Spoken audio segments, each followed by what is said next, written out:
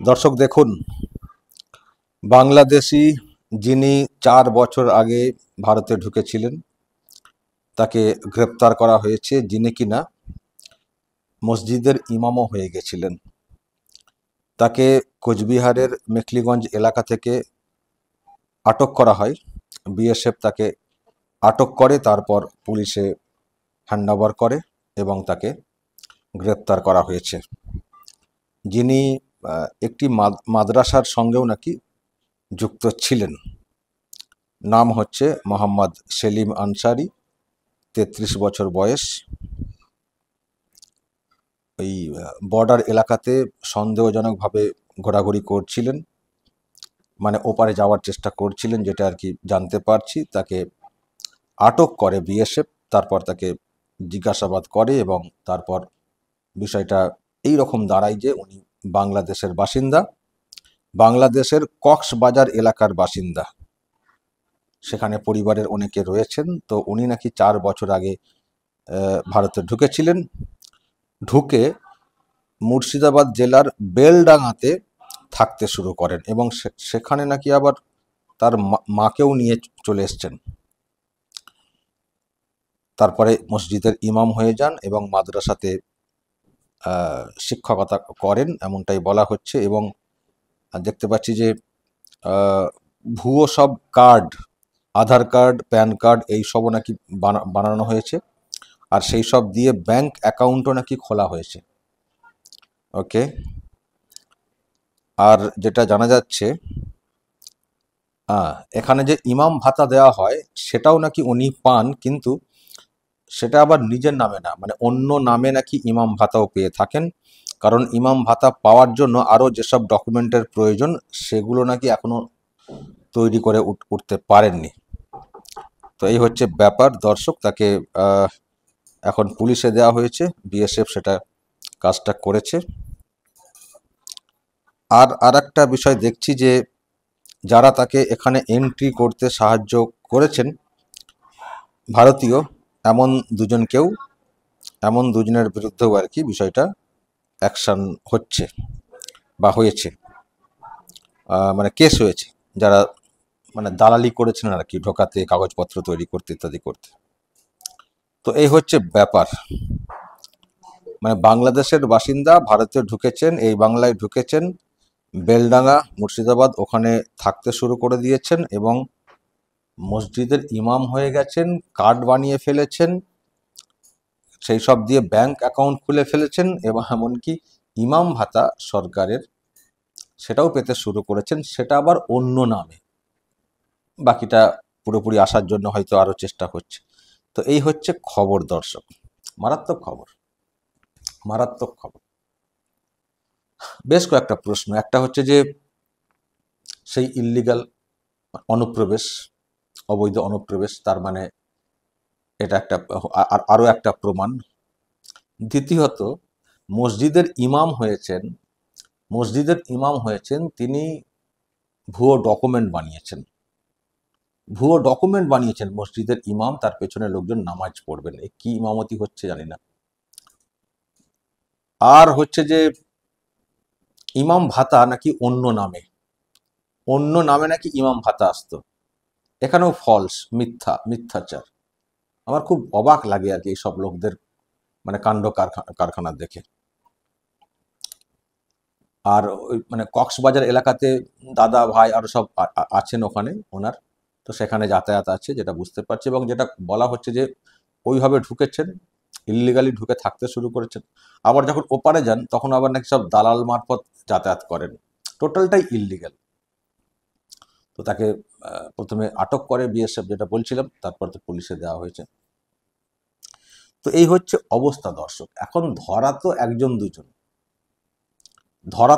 দুজন, তার মানে কতজন এই রকম থাকতে শুরু করে দিয়েছেন স্থায়ীভাবে, এবং এখানে এসে ট্রেনিং চলছে, মানে শিক্ষকতা, মাদ্রাসা বা ইমামতি চলছে, পুরো স্থায়ী মানে বাসিন্দা হয়ে যাওয়া। মানে এই সংখ্যাটা আরো অন্য হবে যে কত। আমি যেটা বারবার বলে আসছি যে এই বাংলাতে যদি ঝাড়াই বাছাই হয়, যদি ছাঁকনি দেওয়া হয়, কত যে বাংলাদেশি ন্যাশনাল ধরা পড়বেন, আমার তো মনে হয় আমাদের সীমার বাইরে কিছু একটা শঙ্কা হবে। আপনারা দেখছেন, আমি প্রায় তো খবর করছি যে গুজরাটে এইসব অভিযান হয়েছে, মহারাষ্ট্রে হয়েছে, দিল্লিতে হয়েছে, মধ্যপ্রদেশে হয়েছে, উত্তরপ্রদেশে হয়েছে, আসামে হয়েছে, ত্রিপুরাতে হয়েছে। সব রাজ্যে মোটামুটি হয়েছে এবং অনেককেই ধরা হয়েছে এবং তাদেরকে তো সব ফেরত পাঠানো চলছে। পুশব্যাক ব্যাপারটা চলছে, আপনারা নিশ্চয়ই দেখছেন। আমি এটা নিয়ে কালকেও একটা খবর করেছি। কিন্তু এই পশ্চিমবঙ্গে দেখবেন রাজ্য সরকারের সে অর্থে কোনো উদ্যোগ নেই যে কে এখানে মানে কেউ এসে রয়েছেন কিনা এইসব খতিয়ে দেখার ক্ষেত্রে নেই। বরং পার্লামেন্ট থেকে একটা বক্তব্য শুনেছিলাম যে এটা হচ্ছে মানে এখানে এন্ট্রি হয়ে গোটা দেশে ছড়িয়ে যাওয়ার একটা সেফ জায়গা, আইডেন্টিটি তৈরি করে। এবং হোম মিনিস্টার কেন্দ্রীয় তাকে বলতে শুনেছিলাম পার্লামেন্টে যে এখানে 24 পরগনা উনি এই কথাটা জাস্ট বলেছিলেন যে সেখানে তো ভুয়ো সব আধার কার্ড প্যান কার্ড তৈরি করা হয়, ওটা তো কারখানা, এটা কার্যত বলার চেষ্টা করেছে। তো এবার এখান থেকে হয়ে গেল, ওইসব হয়ে গোটা দেশে ছড়িয়ে দেওয়া হলো, এরকম চলছে। ফলে এখানে তো আজ মানে দেশের অন্যত্র তো ধরা পড়ছে নি, তো এই বাংলাতে আমার ধারণাটা হিউজ নাম্বার বাংলাদেশি তারা এখানে আছেন। তো দেখছেন দর্শক, একটা উদাহরণ সামনে চলে এলো যে এখানে আছেন, এখানে থেকে মসজিদের ইমাম হয়ে গেছেন। একজন মসজিদের ইমাম হয়ে যাওয়া মানে এটা একটা একটা ব্যাপার না। একটা মসজিদের ইমাম তার একটা আলাদা জায়গা। ইমাম হয়ে গেছেন, ভুয়ো সব আধার কার্ড প্যান কার্ড বানিয়েছেন, ব্যাংক অ্যাকাউন্ট বানিয়েছেন, আর সরকারি ভাতাও পাচ্ছেন ঘুরপথে অন্যভাবে থাকতে শুরু করেছেন এখানে। তো এই হচ্ছে অবস্থা দর্শক, এই হচ্ছে অবস্থা। এত 2 নম্বরই, এত অবৈধ অনুপ্রবেশ এবং এখানে এসে সরকারি সাহায্য পাওয়ার একটা যে বিষয়, সেটা আমরা দেখতে পাচ্ছি আরও একটা প্রমাণ। তো যাই হোক, বিএসএফ সন্দেহ করে ধরেছে বলে জানতে পারলাম। এবং শুধু ধরা না, আমি দেখছি কদিন ধরে যাদেরকে ধরা হচ্ছে, যারা ঢুকছেন ওখান থেকে তাদেরকে তো ধরা হচ্ছেই, তার সঙ্গে আমি দেখছি যে দালাল মানে ওদেরকে জিজ্ঞাসাবাদ করে দালালদের আইডেন্টিফাই করার চেষ্টা হচ্ছে, দালালদেরকেও কিন্তু ধরা হচ্ছে। দেখবেন দর্শক, বেশ কয়েকদিন খবর হচ্ছে যে যাকে ধরা হচ্ছে তাকে তো ধরা হচ্ছেই, এবং তাদের সঙ্গে ভারতীয় দালাল হিসেবে দেখবেন অনেককে ধরা হচ্ছে বা তাদের বিরুদ্ধে অ্যাকশন হচ্ছে। এটাও কিন্তু খুব প্রয়োজন রয়েছে, দালালগুলোকেও ধরা প্রয়োজন রয়েছে। অবৈধ অনুপ্রবেশ তখনই সম্ভব যখন এখানকার দালাল কানেকশন থাকবে। 20,000 টাকা না কত হাজার টাকা দিলে এপার ওপার করিয়ে দেওয়া যায়। বিএসএফ এর নজর এড়িয়ে, যেখানে বর্ডার নেই, তারপরে সব ওনে সব সব করা আছে তো। এবং এখানকার শাসকের তো যে অবস্থান দর্শক, আপনারা তো জানেন। এই যে দালাল বলছি, ভারতীয় দালাল, খোঁজ নিয়ে দেখবেন তাদের কি ব্যাকগ্রাউন্ড, খোঁজ নিয়ে দেখবেন কিভাবে ঢোকানো হচ্ছে। সব জায়গায় তো বর্ডার নেই, বিএসএফ তো সব জায়গায় দেখতে পারে না। 72টা জায়গাতে কাঁটাতারের বেড়া নেই, তো সেই জায়গায় কি করে বিএসএফ মনিটর করবে? সবটা কি সম্ভব এরকম করে? আমি আগেই বলেছি, দূরবীন নিয়ে বসে থাকবে সারাক্ষণ? তো এগুলো আটকানো তখনই সম্ভব যারা সীমান্তে রয়েছেন, তারা যদি দেশটাকে নিজের দেশ হিসেবে মনে করেন, তাহলে তারা যখন দেখবেন কেউ ঢুকছেন খবর দেবেন। তো এটা অনেকেই আছেন খবর দিতে চান কিন্তু ভয় থাকে, কারণ দালালদের চাপ। দালাল মানে সব ডাকাত, তো তারাই এলাকা কন্ট্রোল করেন, তো সেদিক দিয়ে ঢোকানো হয়, লোকজন ঢোকানো হয় মোটা অর্থের বিনিময়ে। তো মানে অনেকে যেন খবর দেন না, অনেকে খবর দিতে চান না, অনেকের ভয় কাজ করে, যেটা বলছিলাম। তো এই কারণে এইসব জায়গাগুলো দিয়ে এন্ট্রি কিন্তু আছে, যাতায়াত আছে। তবে এখন খানিকটা চাপ তৈরি করা হচ্ছে, কেন্দ্রীয় সরকার সে চাপ তৈরি করছে। রাজ্য সরকারের সদিচ্ছা কিন্তু নেই, এটা পরিষ্কার। কিন্তু তবুও বিএসএফ যে ধরে পুলিশের হাতে দিচ্ছে, জানি না পুলিশ কি করবে, আবার পুলিশই ছেড়ে দেবে কেনা কে জানে, পুলিশে আবার কোনো সাহায্য করে দেবে কেনা কে জানে, বলা তো যায় না। এইসব লোকগুলো এখানে আইডেন্টিটি তৈরি করে দিব্যি থাকতে শুরু করেছেন বেলডাঙ্গাতে। যে বেলডাঙ্গাতে আমরা কত কি ঘটনা শুনেছি। বেলডাঙ্গা মানেই তো একটা অন্যরকমের ব্যাপার। অনেকেই বলে থাকেন যে বেলডাঙ্গাতে কি বাংলাদেশিরা এসে গেছেন, কারণ ওখানকার যে কালচার আমরা দেখি মুসলিমদের মধ্যে, সেখানে অনেকটাই বাংলাদেশি কালচার থাকে, বাংলাদেশি কালচার। ওখানকার মানে কিছু মোল্লা মৌলবী এমন সব বক্তব্য রাখেন যেন সব বাংলাদেশের মোল্লা মৌলবী। তো এখন দেখতে পাচ্ছি সত্যিই তো বাংলাদেশের মৌলবী এখানে, তিনি তো ইমাম হয়ে গেছেন, তিনি তো মাদ্রাসার শিক্ষক, তিনি তো ইমাম হয়ে গেছেন। ফলে যেমন ধর্মকে নিয়ে ব্যবসা হয় বাংলাদেশে, সেরকম এখানেও শুরু হয়েছে, এবং তার যে নেগেটিভ ইম্প্যাক্ট হচ্ছে। তো যাই হোক, বিএসএফ এই যে নজরদারিটা চালাচ্ছে সীমান্তে, এটা খুব আরো আঁটোসাঁটো করা উচিত। আর যাদেরকে ধরা হচ্ছে তাদের বিরুদ্ধে কি ব্যবস্থা হচ্ছে, সেগুলো আরেকটু বড় করে প্রচার করা উচিত। তবেই যদি এগুলোকে আটকানো যায়। শুধু ধরা হলো, পুলিশকে ধরে দেওয়া হলো আর পুলিশ ছেড়ে দিল, তাহলে কিন্তু কিছুই লাভ হবে না। আবার সেই একই জায়গাতে এসে গেড়ে বসবেন ওখানকার থেকে আসা লোকজনেরা। এটা হয় কি করে দর্শক? হয় কি করে? এসে এখানে মসজিদের ইমাম হয়ে গেছেন, মাদ্রাসার শিক্ষক হয়ে গেছেন, হ্যাঁ, ভুয়ো কার্ড বানিয়ে ফেলেছেন, তার পেছনে লোক নামাজ পড়ছেন। এগুলো কি ধর্ম পালন হচ্ছে, না ধর্মের নামে ভণ্ডামি হচ্ছে? আর যারা ঢুকছেন তাদের প্রতি এত সিম্প্যাথি কিসের সিম্প্যাথি? ইমাম সাহেব বলে কি সব ছাড়? যত অবৈধ কাজকর্ম করবে সব সব ছাড় হয়ে যাবে নাকি? কেন এলাকার মানুষ আগে থেকে বলেননি? তারা জানতেন না যেখানকার ইমাম হয়েছেন? তারা জানতেন না এই মানুষটির বাড়ি বাড়ি কোথায়, কবে এসছেন? দিয়ে দিলেন মসজিদে, দিয়ে দিলেন মাদ্রাসাতে। এইসবের বন্ধ হওয়া খুব প্রয়োজন রয়েছে যদি দেশকে সুরক্ষিত রাখতে হয়। কারণ এমনিতেই আমরা বাংলাদেশকে এখন যেভাবে দেখতে পাচ্ছি, খুব খারাপ, ভয়ঙ্কর, একেবারে পাকিস্তানের খুব কাছের ভাই হয়ে ওঠা বাংলাদেশ।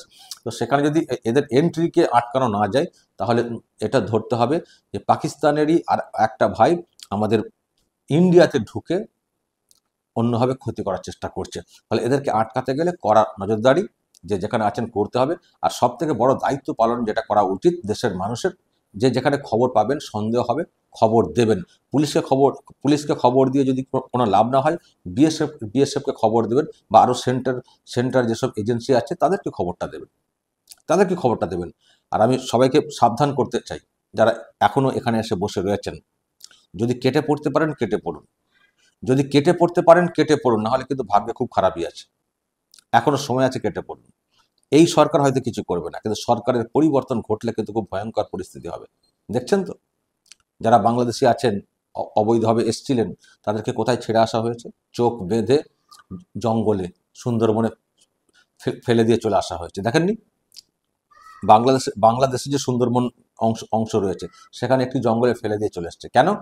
কারণ তাদেরকে তো নিচ্ছে না সরকার পক্ষ, সেজন্য যেখানে ফাঁকা পেয়েছে ফেলে দিয়ে চলে এসছে। মায়ানমার থেকে রোহিঙ্গারা, তাদেরকে তো দেশে নেওয়া নিয়ে সমস্যা, তো আমাদের দেশে অনেকে ধরা পড়েছেন, তাদেরকে কোথায় রাখা হবে? তো যখন সরকার পক্ষ নিতে চাইছে না ডিরেক্টলি, তখন কি করেছে? ওই মায়ানমারের কাছাকাছি জায়গায় জলে ছেড়ে দিয়ে চলে এসছে, যাতে করে সাঁতরে তারা উঠে যেতে পারেন। এবার তারা বুঝে নেবেন ওখানকার সরকারের সঙ্গে কি করবেন না করবেন। ডিরেক্টলি এবার অনেকে বলছেন না যে, আমি যদি এই খবরটা খুব বিতর্কিত, যে ভারত নাকি জলেতে সাগরে ফেলে দিয়ে চলে এসছে 43 জনকে, রোহিঙ্গাকে, লাইফ জ্যাকেট পরিয়ে। তারপর তারা নাকি 12 ঘন্টা সাঁতরেছেন, সাঁতরে উঠে দেখছেন মায়ানমার। এখানে অনেক গল্প মেশানো আছে, কিন্তু আমি তবুও ধরছি যদি এটা হয়ে থাকে যে মায়ানমারের বাসিন্দা রোহিঙ্গা, তাদেরকে ওখানে পৌঁছে দিতে হবে। সুতরাং এমন একটা জায়গায় ছাড়বো যেখানে অন্য কেউ, মানে ওই দেশের সেনাবাহিনী বা ওরা কেউ কিছু বলতে পারবে না, কিন্তু ওদেরকে ওইদিকে ছাড়তে হবে। সুতরাং একেবারে নদীর পাড়ে না ছেড়ে, সাগরের পাড়ে না ছেড়ে, একটু ডিস্টেন্সে ছেড়ে দেবো, জল সীমানাতে। তারপর লাইফ জ্যাকেট পরিয়ে দিয়েছি, ওনারা সব সাঁতরে উঠে চলে যাবেন, কোনো সমস্যা হবে না। সেই ভাবনা থেকে ওই জলেতে ছেড়ে দিয়ে চলে এসছে কিনা ভারত, আমি জানি না। একটা সুপ্রিম কোর্টে মামলা হয়েছে এই নিয়ে, আপনারা জানেন তো। কিন্তু এটা একটা প্রসেস কিন্তু চালাচ্ছে ভারত, এটুকু পরিষ্কার, যে অবৈধ বাংলাদেশি, অবৈধ রোহিঙ্গা যারা অনুপ্রবেশ করেছিলেন, কাউকে এখানে রেয়াত করা হবে না। যাকে যেখানে পারবে পুশব্যাক করে দিচ্ছে, করে দেবে, জঙ্গলের মাধ্যমে হোক আর ওই জলের মাধ্যমে হোক, করে দেবে। এটাই কিন্তু আগামী দিনের পলিসি হবে ভারতের। কাউকে কিন্তু এখানে কোনো রেয়াত করা হবে না, কাউকে এখানে কোনো রেয়াত করা হবে না। শুধুমাত্র 3টি দেশ, ভারত, মানে প্রতিবেশী 3টি দেশ, একটা হচ্ছে বাংলাদেশ, পাকিস্তান এবং আফগানিস্তান। এই 3টি দেশের মধ্যে ওখানে যারা সংখ্যালঘু তাদের জন্য এখানে সিএএ আইন করা হয়েছে, এখানকার নাগরিকত্ব দেওয়ার জন্য। ওখানকার যারা সংখ্যালঘু, ধর্মীয় অত্যাচারে তারা আসতে পারেন, এখানে থাকতে পারেন, মানে তারা ওখানে যে ধর্মীয় অত্যাচারের শিকার হয়ে থাকেন তারা আসতে পারবেন, তাদেরকে রাখতে দেওয়া হবে। বাকি ওখানে সংখ্যাগুরু যারা, মানে মুসলিম সম্প্রদায়, তাদের কিন্তু কোনো এখানে এন্ট্রি নেই, তাদের জন্য কোনো নাগরিকত্ব দেওয়া হবে না। এটা হচ্ছে দেশের সিএএ যে আইনটা করা হয়েছে সেটা। কারণ যারা ওখানে সংখ্যাগুরু আছেন, মানে মুসলিম সম্প্রদায়ের, তারা তো ধর্মীয় অত্যাচারের শিকার হবেন না, তারা তো ওখানে মুসলিম সম্প্রদায়, তারা তো ওখানে সংখ্যাগুরু। তাদের জন্য ভারত কেন জায়গা দেবে? ভারত তাদেরকেই জায়গা দেবে যারা ওইসব দেশে ধর্মীয় কারণে অত্যাচারের শিকার। সেটা কারা? যারা সংখ্যালঘু ওখানে, যেমন হিন্দু, অন্য অন্য আরো যে ধর্মগুলো আছে তারা শিকার হতে পারেন, কারণ তারা সেখানে সংখ্যালঘু তারা সেখানে, সংখ্যা গুরু তো মুসলিম সম্প্রদায়, ফলে তারা তো ওখানে ধর্মীয় অত্যাচারের শিকার তো হবেন না। তাহলে তারা এখানে কি জন্য আসবেন? তাহলে অন্য কোনো ধান্দাতে আসবেন, তো অন্য কোনো ধান্দায় আসলে তো আমরা তো কোনো জায়গা দেবো না। এটা পরিষ্কার সরকারের পলিসি। তো তার মধ্যে অনেকে চলে এসছেন, তো এখন তাদেরকে ভাগানো শুরু হয়েছে। তো আমি যেটা বলছিলাম দর্শক, যে এই সরকারটা চলছে বলে এখনো লোকজন আছেন, কেটে পড়ুন, নাহলে কিন্তু খুব মুশকিল হয়ে যাবে। এখানে পরিবর্তন হলে দেখবেন যারা বাংলাদেশি এখানে এসে থাকতে শুরু করেছেন, ওই ইমাম সাহেবের মতো, দেখবেন কিভাবে তাড়া করা হয় এখান থেকে, কিভাবে তাড়া করা হয়। কেটে পড়ুন। আর যারা দেশের মানুষ আছেন, নজর রাখুন কে আসছেন ওপার থেকে, কেন আসছেন, কেন থাকবেন এখানে। সরকারকে, মানে সরকার বলতে রাজ্য সরকারকে বলে আমি আবার বলছি, জানি না কতটা কি হবে, কেন্দ্রীয় সরকারের কাছে খবরটা দিন, খবরটা দিন যে আমার সন্দেহ হচ্ছে, খবরটা দিন। দেশকে সুরক্ষিত করতে সাহায্য করুন। দর্শক বলবেন, যদি এই নিয়ে আপনাদের কিছু বলার থাকে অবশ্যই বলবেন কমেন্ট বক্সে। নজর রাখবেন আরামবাগ টিভিতে। আমি একটু বাইরে আছি, ফলে সবসময় হয়তো সঠিক সময়ে ভিডিও করে উঠতে পারছি না। কালকের দিনটাও একটু সমস্যা হবে, তারপর থেকে নর্মাল হয়ে যাবে। তো এই যেটা এখন বললাম, এই নিয়ে আপনাদের যা বলার অবশ্যই বলবেন কমেন্ট বক্সে। নজর রাখবেন আরামবাগ টিভিতে।